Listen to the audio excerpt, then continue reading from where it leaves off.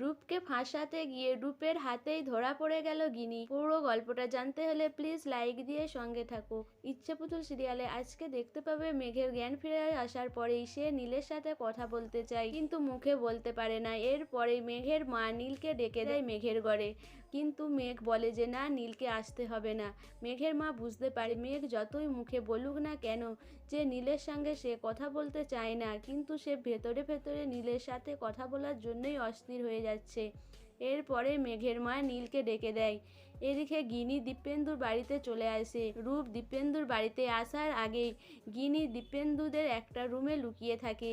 দীপেন্দু সেটা বাইরে থেকে লক করে দেয়। এরপর যখন রূপ আসে, দীপেন্দু তাকে ড্রিঙ্ক সার্ভ করে। এরপরেই রূপ সেই ড্রিঙ্ক খেতে খেতে গোটা ফ্ল্যাটটা ঘুরতে থাকে। সে গিয়ে একটা রুমের কাছে পৌঁছায় যে রুমটা বাইরে থেকে তালা দেওয়া। তখনই রূপের মনের মধ্যে সন্দেহ জাগে যে দীপেন্দুর এই রুমটা কেন তালা দিয়ে রেখেছে, এর ভেতরে কি কেউ রয়েছে।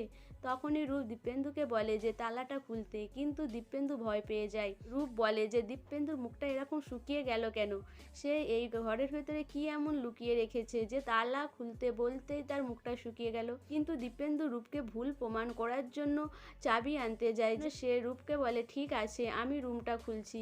এদিকে গিনি ফোনেতে সব দেখতে পায় যে রূপ তারই রুমের সামনে দাঁড়িয়ে আছে। তখনই গিনি কি করবে বুঝতে পারে না।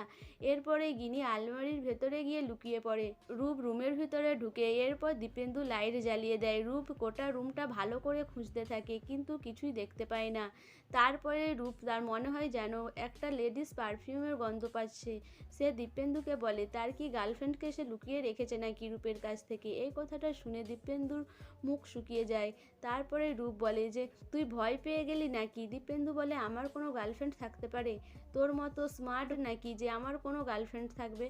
এরপরে রূপ ওখানেই দাঁড়িয়ে থাকে। গিনি ভাবে যে রূপ এখনো যাচ্ছে না কেন। দীপেন্দু বলে তুই কি এখানেই থাকবি নাকি, তাহলে এখানেই সব ব্যবস্থা করি। তখন রূপ জানায় যে না, সে যে গার্লফ্রেন্ডের জন্য ওয়েট করছে তার জন্য বাইরে ওয়েট করাটাই ভালো হবে। এরপর তারা বাইরে চলে আসে।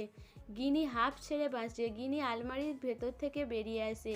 নীল মেঘকে দেখে কান্না করতে থাকে। মেঘের হাত ধরে নীল কেঁদে ফেলে। এরপরে মেঘ বলে আমি হয়তো ঠিক করে মরতেও পারলাম না, তোমাদের অনেক কষ্ট দিলাম। তোমরা হয়তো ভাবছো মেঘ মরতেও পারে না, আমি তোমাদের অনেক কষ্ট দিয়েছি।